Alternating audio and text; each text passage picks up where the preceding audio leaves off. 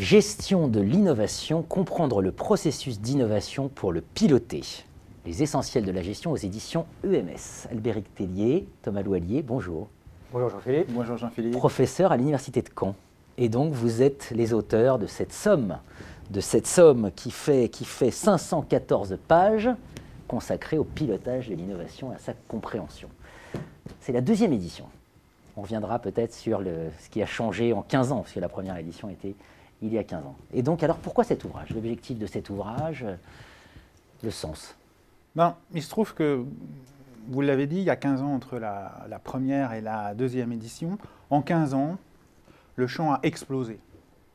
La première édition devait faire 200 pages, celle-là en fait plus de 500. On a véritablement un champ entier qui s'est largement développé avec des thématiques qui existaient déjà, qui ont été totalement renouvelées. Je pense à l'entrepreneuriat, je pense au territoire innovant, avec d'autre part des thématiques nouvelles qui sont apparues. Je pense à la créativité, je pense aux écosystèmes. Par ailleurs, on est entré dans l'économie de la connaissance.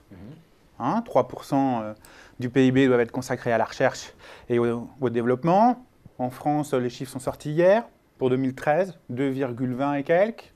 On n'y est pas encore. On voit bien que l'acteur public commence à se dire, derrière l'innovation, il y a des emplois, il y a de la compétitivité. Donc lui aussi commence à s'y intéresser, ce qui booste aussi la production de connaissances en la matière. Et puis deux petits péchés qu'on partage avec Albéric. Premièrement, nous pensons que la communauté francophone, elle a dit beaucoup de choses en 15 ans sur le management de l'innovation. Et on voulait lui faire une belle part dans cet ouvrage, peut-être plus que dans le premier ouvrage. Et puis la dernière chose, c'est que derrière l'innovation, il y a des pratiques, il y a des petites histoires, il y a des grandes histoires, il y a du concret. Et dans cet ouvrage, ça fait 135 encadrés. Voilà. Albéric Tellier, c'est la notion qui est au cœur de l'ouvrage, c'est celle de complexité. Oui, en fait, on a voulu aller un petit peu au-delà des discours à la mode, un peu simplificateurs, qui mettent en avant des recettes pour innover. En fait, nous pensons que la gestion de l'innovation est indissociable de la prise en compte de tensions, d'exigences contradictoires qui traduisent la complexité de l'acte innovant, qui est à la fois un mélange d'imprévisible et de planifié. Alors, cette volonté d'affronter la complexité nous a amené à définir un certain nombre de paradoxes. Et nous avons structuré les développements de cet ouvrage autour de plusieurs paradoxes. Par exemple, programmer ou improviser, affronter ou coopérer, exploiter ou explorer, s'approprier les bénéfices de l'innovation ou au contraire mobiliser des alliés. Voilà quelques exemples de paradoxes que nous développons. ça pose des questions redoutables en termes organisationnels, de naviguer, de piloter au milieu de ces paradoxes. Il y a deux choses qui sont en fait très compliquées. C'est que innover, c'est pas naturel, puisqu'on est organisé pour en gros faire toujours plus de la même chose. Et deuxièmement, il y a deux grands types d'innovation. Il y a l'innovation d'exploitation. À la rigueur, c'est pas très loin de toujours plus de la même chose. Et puis il y a l'innovation de rupture. Et le problème, c'est que le dispositif organisationnel qui fonctionne pour l'une ne fonctionne pas pour l'autre. À grands traits, je peux être un peu mécaniste d'un côté, de l'autre côté, je suis obligé d'être très organique. Et l'expérience a montré qu'il faut faire les deux.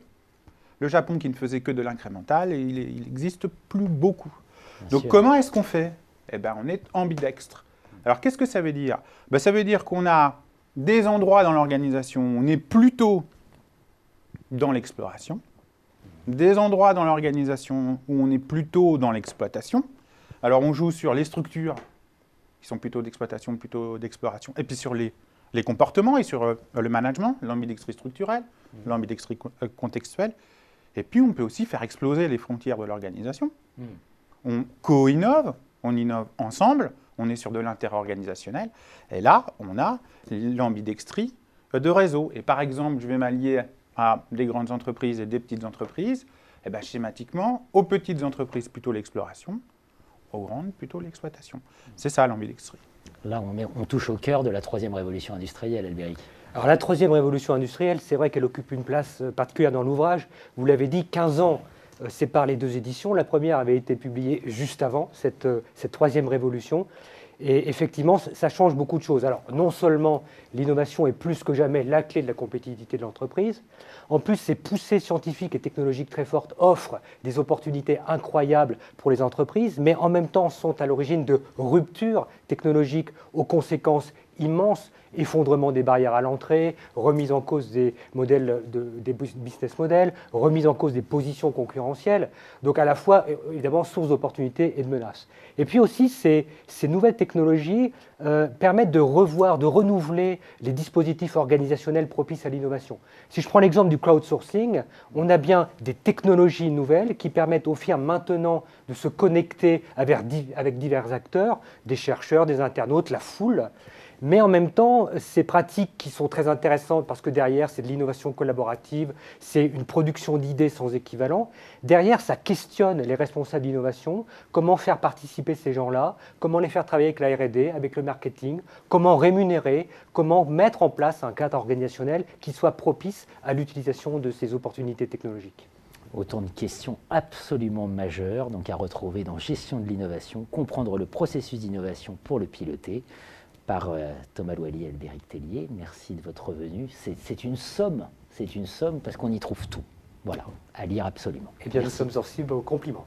Merci. Merci Jean-Philippe.